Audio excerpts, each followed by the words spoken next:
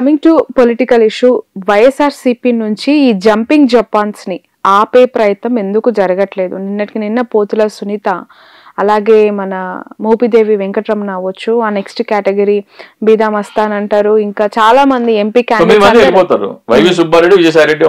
ఇద్దరు అత్యంత ఆప్తులు, అత్యంత సన్నిహితులు కాబట్టి వాళ్ళిద్దరికే అవకాశం ఇంకా ఉండడానికి. ఇంకా వాళ్ళు కూడా వెళ్తే నాకు తెలిసి ఇంకా ఏంటంటే ఒకేసారి అంటే ఎన్నికలు లేకుండా ఒకేసారి వెళ్ళాలంటే ఇక్కడ పార్టీ దాన్ని యాంటీ డిఫెక్షన్ లో అంటారు.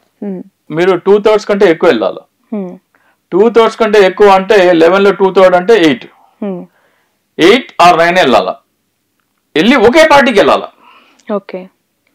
ఒకే పార్టీకి వెళ్ళాలంటే ఇక్కడ గొడవ ఏంటి వచ్చిందంటే బీజేపీ ఏమో నాకు కొన్ని కావాలంటుంది. ఎందుకంటే దాంట్లో ఆల్రెడీ పరిమళ నత్వాని ఉన్నాడు, నాగబాబు కూడా కావాలి జనసేన ఖాతాలో ఒకటో రెండో జనసేన ఖాతాకు కావాలి. బీజేపీ ఏమో మరి మాకు కావాలంటుంది, టీడీపీ కూడా కావాలి.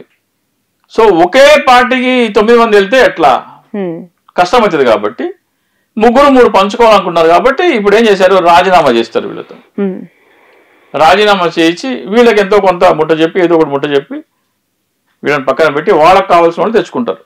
కొన్ని పేర్లు అయితే వినపడతా ఉన్నాయి. లేదు వీళ్ళకే మీరు రాజీనామా చేయండి, మిమ్మల్ని ఎన్నుకుని పంపిస్తాము, మా ఖాతాలో ఉండాలి అని. అక్కడ మొన్న జగన్మోహన్ రెడ్డి గారు ఏం చేశారంటే వక్ఫ్ బోర్డు బిల్కి వ్యతిరేకంగా ఓటేశారు. సో ఎన్డీఏకి వైసీపీ మనకి ఎదురు తిరుగుతుంది అనేది ఒకటి ఉంది. సో ఉన్న 11 ఎంపీలు మన కంట్రోల్లోకి రావాలంటే ఏం చేయాలి, వాళ్ళ చేత రాజీనామా చేయించి రీఎలెక్ట్ చేయించడం కానీ, లేదా ఎన్ బ్లాక్ గా కావాలంటే బీజేపీ మాకు 8 మంది మాకు కావాలి, ఎందుకంటే బీజేపీకి షార్టేజ్ ఉంది కాబట్టి మాకు వస్తే బాగుంటుందని బీజేపీ అనుకుంటుంది. అరే నేను కష్టపడి ఇక్కడ నేను పార్టీని గెలిపించాను, ఈవీఎం ట్యాంపర్ చేసి నాకు కావాలని చంద్రబాబు నాయుడు అనుకుంటారు.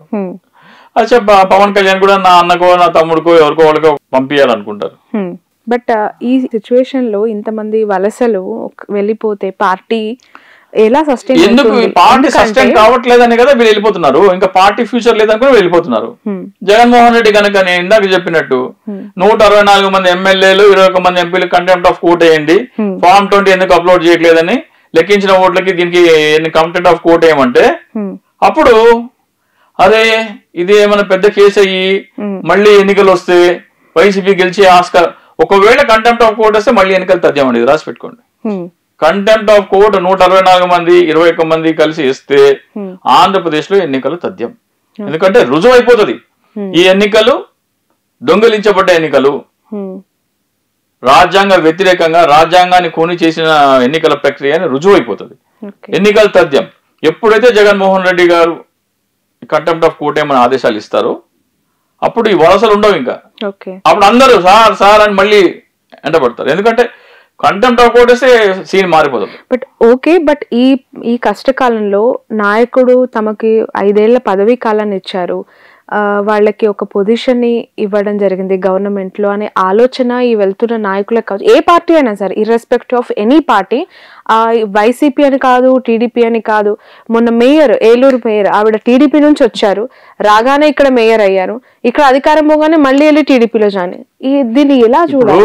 ఈ ఎన్నికలు 164 మ్యాండేటే సక్రమం కానప్పుడు డౌట్ ఏమొస్తుందంటే జగన్ గారు లండన్ వెళ్తున్నారు, ట్రిప్ ఉంది సూన్, ఆయన వచ్చే వరకు అసలు వైసీపీలో ఎవరైనా ఉంటారా ఉండరా అనేది కూడా ఒక డౌట్.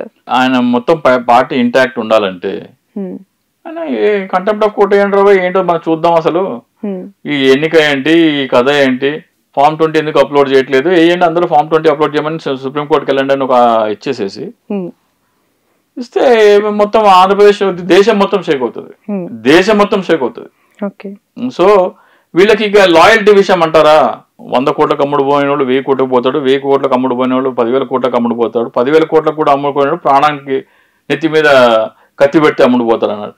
మరి వాళ్ళని ఏం చేస్తున్నారో లేకపోతే వాళ్ళంతటి వాళ్ళే వెళ్తున్నారో మనకి తెలియదు. కానీ లాయల్టీ కూడా ఒక బ్యారియర్ ఉంటుంది కదా. Not it the cost of my life అంటారు. వాళ్ళకి ఏం పరిస్థితులు మనకైతే తెలియదు. కానీ జగన్మోహన్ రెడ్డి గారు తన అంటే ఇప్పుడు నా క్వశ్చన్ ఏంటంటే లైక్ ఈ మేయర్స్ ఈ అన్ని కార్పొరేషన్స్ లో కావాల్సిన ఆల్మోస్ట్ మ్యాండేట్ వైసీపీకి ఎక్కువగా బలం ఉంది. బట్ ఈ స్థాయిలో ఇప్పుడు వలసలను ఎంకరేజ్ చేస్తున్న టీడీపీకి సంబంధించి చూస్తే వాళ్ళకి అంత 161 మెజారిటీ వచ్చిన తర్వాత కూడా దీన్ని ఎందుకు ఫేక్ మ్యాండేట్ కాబట్టి ఎప్పుడైతే మీ ఫేక్ మ్యాండేట్ ఉన్నారో మీ ఫేక్ మ్యాండేట్ మీరు దాన్ని కన్సాలిడేట్ చేసుకోవాలంటే ఏం చేయాలి? కింద పునాదులు లేకుండా గాల్లో ఉన్న పేక మేడ ఈ 164 సో కింద పునాదులు కట్టాలా అంటే ఏంటి? ఈ కింద ఉన్న వాళ్ళందరినీ తీసుకొచ్చి పార్టీలో చేర్చుకోవాలి. అప్పుడు పునాదులు బలపడతాయి, అప్పుడు ఇది కూలిపోకుండా ఉంటది. రైట్. నిన్న మొన్న మీరు చూసుంటారు జత్వానికి సంబంధించి ముంబై నటిని బాగా వేధించారు అని చెప్పి. అప్పుడు కూడా ఈ మీడియా సంస్థలు ఉన్నాయి, అప్పుడు కూడా ప్రతిపక్షంలో టీడీపీ ఉంది. సడన్ గా తెర మీదకి వచ్చింది వైసీపీ నుంచి. దీనిపై పెద్దగా ఎవరు మాట్లాడుతున్న పరిస్థితులు లేదు, అదంతా కూడా ఫేక్ అని చెప్పి కొట్టిపారేస్తూ ఉన్నారు. డెఫినెట్ గా, ఎందుకంటే ఇప్పుడు గోరంట్ల ఉదంతం అప్పుడే విపక్షంలో ఉన్న వచ్చింది, దానికి ఎవరు అడ్డు చెప్పలేదు కదా. అట్లాగే గంట అరగంట కొన్ని ఉదంతాలు ఉన్నాయి, అవి కూడా బయటపడినాయి కదా. మరి అలాంటప్పుడు ఇలాంటి ఆ రోజున జరిగింటే వదులుకుంటారా? తెలుగుదేశం మీడియా ఊరుకోరు కదా, దాన్ని క్యాపిటలైజ్ చేసుకుంటారు కదా. సో ఈ రోజున ఆమె మీద ఎందుకు అనుమానాలు వస్తున్నాయి అంటే ఆమె గతంలో కొంతమంది వ్యాపారవేత్తల పిల్లలతో ప్రేమాణ నడిపి వాళ్ళ దగ్గర డబ్బులు వసూలు. ఐఏఎస్ ఐపీఎస్ లో పాత్ర ఉంది ఇందులో. ఒక నాయకుడు దీని వెనక ఉండి నడిపించారు, వేధించారు అని చెప్పి పదే వైసీపీలో ఉన్న కొంతమంది పెద్దల పైన ఎందుకు టార్గెటెడ్ గా స్టోరీస్ నడపడం గానీ ఆరోపణలు చేయడం గానీ జరుగుతుంది? అంటే చెప్తున్నా కదా, ఇప్పుడు అది నిజంగా జరిగిందా లేకపోతే ఆమెను తీసుకొచ్చి అలా చెప్పిస్తున్నారా మనకైతే తెలియదు. డెఫినెట్ గా ఒక నెగటివ్ క్యాంపెయిన్ అయితే వైసీపీ మీద నడుస్తుంది. వైసీపీ మీద నడుస్తుంటే ఇప్పుడు ఏమి చేయని అమ్మాయి వచ్చి ఇలా చేశారు నన్ను వేధించారని చెప్పంటే చెప్పదు. డబ్బు కోసం ఏమైనా చేసే వాళ్ళు వచ్చి చేస్తే వాళ్ళు వస్తే చెప్పచ్చు. ఇది ఇటువంటి సంఘటనలు గతంలో ఆమె బ్యాక్గ్రౌండ్ చూస్తే అటువంటి ఆమె డబ్బుల కోసము కొంతమందిని ట్రాప్ చేసి కోర్టులో కేసు వేసి వాళ్ళని వేధించిన ఇవన్నీ వార్తలు ఉన్నాయి. మరి వాటిలో కూడా వాస్తవాలు ఎంతో మనకు తెలియదు. కానీ ఇవన్నీ చూస్తే ఫర్ ఎగ్జాంపుల్ పృథ్వీ ఉదంతం ఒకటి జరిగింది, గోరంట్ల ఉదంతం జరిగింది. వాళ్ళకి ఎవరు సపోర్ట్ రాలేదు. అనంతబాబు గారి ఇష్యూ కూడా ఒకటి. సో వాళ్ళకి ఎవరు సపోర్ట్ రాలేదు. కానీ ఇక్కడ ఆ స్థాయిలో ఆమె చెప్పే నిజమైన జనాలు వాళ్ళ పార్టీ వాళ్ళే నమ్మట్లేదు. ఈ మధ్య కాలంలో మీరు ఆంధ్రజ్యోతి పత్రిక చదివి ఉంటే ఆ ప్రధాన హెడ్లైన్సే టీడీపీలో ఉన్న నాయకుల యొక్క అక్రమాలు లేదంటే వాళ్ళు చేస్తున్న తప్పుల గురించి ప్రశ్నిస్తూ కథనాలు వస్తూ ఉన్నాయి.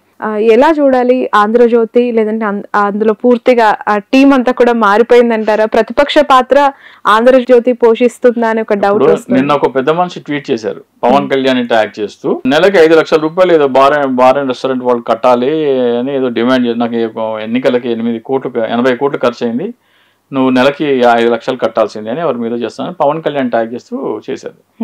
జనసేన మాత్రమే చేసే తప్పులా కనపడింది ఆయనకి. ఇసుక దోపిడీ జరుగుతుంటే ఆయన కనపడట్లా. అంత విజిలెంట్ గా ఉన్న ఆంధ్రజ్యోతి జరిగితే మరి ఇసుక ఎక్కడ మాయమైపోతుంది? ఇసుక దోపిడీ జరుగుతుందని తెలుస్తుంది కదా మనకి, ఎందుకు ఆగట్లేదు? ఇసుక వైసీపీ కంటే 2000 ఎక్స్ట్రానే ఉంది కానీ తగ్గలేదని తెలుస్తుంది కదా, దానికి మెకానిజం ఏంటి? సో వార్తలు ఎందుకు వస్తున్నాయి, దాని వల్ల ప్రయోజనం ఏంటి అనేది కూడా చూడాలి మనకి. ఎవరికి, ప్రజలకి ప్రయోజనమా, పార్టీకి ప్రయోజనమా, ఎవరు లాభపడ్డారు అనేది కూడా చూడాలి మనం. టీడీపీ పార్టీ, జనసేన పార్టీ, ఈ కూటమి బీజేపీకి సంబంధించి మనం రోజు అనేక వార్తలు చూస్తూ ఉంటాం. కానీ చేరుతున్న వాళ్ళ ఇంట్రెస్ట్ జనసేన వైపు ఉంది అనే వార్తలు కూడా చూస్తూ ఉన్నాం.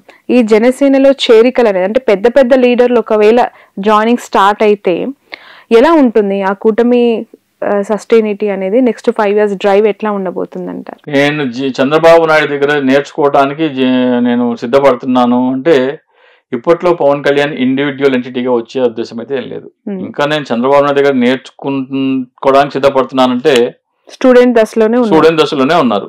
సో గతంలో కూడా ఎన్నికల కంటే ముందు కనీసం 10 సంవత్సరాలు ఈ పొత్తుండాలి అన్నారు. సో 2029 ఎన్నికలు కూడా పవన్ కళ్యాణ్ ముఖ్యమంత్రి అయ్యే ఇదేమీ లేదు, అవకాశం లేదు. ఆ ఇంటెన్షన్ పవన్ కళ్యాణ్కి లేదు. నా సిద్ధాంతం ప్రకారం జనసేన పార్టీ పవన్ కళ్యాణ్ కాదు, అది వేరే థియరీ అసలు. దానికి నేను ఇవ్వాల్సిన దాన్ని నేను సబ్స్టాన్షియేట్ చేయడానికి బోల్డన్ని విషయాలు చెప్పగలను. కానీ మనము మాట్లాడుకుంటే ఆ దిశగా ఎటువంటి చర్యలు కూడా కనపడుతున్నట్టు లేవు. పవన్ కళ్యాణ్ తన బ్రాండ్ చూపించుకోవాలంటే ఫర్ ఎగ్జాంపుల్ నిన్న గుడ్డవల్లేరు ఉంది కదా, గుడ్డవల్లేరులో కందులు దుర్గేష్ వెళ్ళేసేసి అక్కడ ఏంటో విషయం చూడమని ఒక ప్యారలల్ గవర్నెన్స్ మీద ఒక విజిలెన్స్ లాగా ఉంటే ఆయన పట్ల జనాదరణ పెరుగుతుంది. అంతేగాని ఎల్జీ పాలిమర్స్ లో జరిగితే ఒక మాట, ఇప్పుడు అచ్యుతాపురంలో అశోకం జరిగితే ఇంకో మాట మాట్లాడి చెత్త పన్ను వేసే ప్రభుత్వం చెత్త ప్రభుత్వం అని దానికంటే పెంచి జగన్మోహన్ చేసి ఈ రోజు వరకు తెలుగుదేశం చేసిందంటే జగన్మోహన్ రెడ్డి చేసిందే ఇంకొంచెం పెంచి చేస్తుంది. ఇస్తామన్న హామీలు కూడా ఏంటి, జగన్మోహన్ రెడ్డి చేస్తే శ్రీలంక అయిపోతుంది, వెనెజువేలా అయిపోతుంది అని చెప్పిన వాళ్ళు ఆయన రూపాయి ఇస్తే మేము 3 రూపాయలు ఇస్తామన్నారు. సో జగన్మోహన్ రెడ్డి పరిపాలన మీద ఆమోద ముద్ర వేసినారు ఒక విధంగా చెప్పాలంటే. జగన్మోహన్ రెడ్డి ఆయన విపక్ష నాయకుడు, ఆయనకి బద్ద వ్యతిరేకమైన చంద్రబాబు నాయుడుతో శభాష్ అనిపించుకున్నాడు. పొలిటికల్ అనాలిసిస్ చేస్తే ఏ కార్యక్రమాలు అయితే జగన్మోహన్ రెడ్డి చేస్తే అవి తీసి పడేశారో వాటినే ఎండోర్స్ చేశారు. ఇది కరెక్ట్ అన్నారు. Right, thank you so much అండి చింతా రాజశేఖర్ గారు. మీరు చేస్తున్న ఈ ఫైట్ అంటే వీవీ ప్యాట్స్ కి సంబంధించి చాలా రోజుల నుంచి మీరు అనేక ఛానళ్లలో దీనిపైన మాట్లాడుతూ ఉన్నారు. బట్ ఆ ప్లాట్ఫామ్ ని ఎక్కువగా యూటిలైజ్ చేసుకోవాల్సింది ప్రతిపక్షంలో ఉన్న వైఎస్ఆర్సీపీ.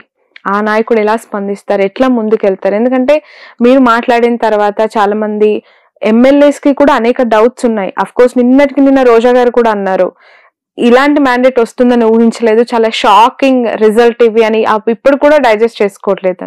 ఇలాంటి వాళ్ళందరూ ఒక్క తాటిపైకి వచ్చి దీనిపైన ఫైట్ చేస్తారా, ఎట్లా ఉండబోతుంది అనేది? అంటే 3 నెలలు చాలా పెద్ద టైం అండి. అవును, ఆఫ్ కోర్స్. ఇంకా మీరు ఆలోచిస్తూ మినమేషాలు లెక్కించుకుంటే ఫస్ట్ ఆఫ్ ఆల్ మీరు ఈ ఓటమిని యాక్సెప్ట్ చేస్తున్నారా, అంగీకరిస్తున్నారా, ఇది ఆమోదిస్తున్నారా? పీపుల్ ఇచ్చిన మ్యాండేట్ 11 మీరు యాక్సెప్ట్ చేస్తున్నారా లేదా అని నాకైతే కనబడట్లేదు. నాకైతే 110 కనబడుతుంది. వాళ్ళు 164 యాక్సెప్ట్ చేస్తుంటే దాని కర్మ, ఇంకా దానికి మనం ఏం చేయలేదు. మీకు కనిపించట్లేదు అక్కడ గవర్నమెంట్ వాళ్ళ పనులలో నిమగ్నం అయిపోయి 100 రోజులు కంప్లీట్ చేసుకుంటుంది. నేను ఒక ఎగ్జామ్ రాశాను, నేను ఫెయిల్ అయ్యాను అన్నారు. ఆ పేపర్ ఏది తీసుకురమ్మంటే తీసుకురాకపోతే అనుమానాలు వస్తాయి. పేపర్ ముందర పెట్టండి, మీ కీ ముందర పెట్టండి, నేను రాసింది అంటే కీతో సరిపోతుందో లేదో అప్పుడు మార్కులు వేయండి, అప్పుడు టోటల్ చేయండి, అప్పుడు నన్ను ఫెయిల్ అని డిక్లేర్ చేయండి అడుగుతున్నాను నేను. ఫామ్ 20 అంటే అదే. ఫామ్ 20 పబ్లిష్ చేయమని వైసీపీ వాళ్ళే అడగకపోతే వాళ్ళు రాసిన పరీక్ష మీద వాళ్ళకే నమ్మకం లేనట్లు. రైట్, ఓకే, థ్యాంక్ యూ అండి, థ్యాంక్ యూ. ఇది చింతా రాజశేఖర్ గారితో స్పెషల్ ఇంటర్వ్యూ.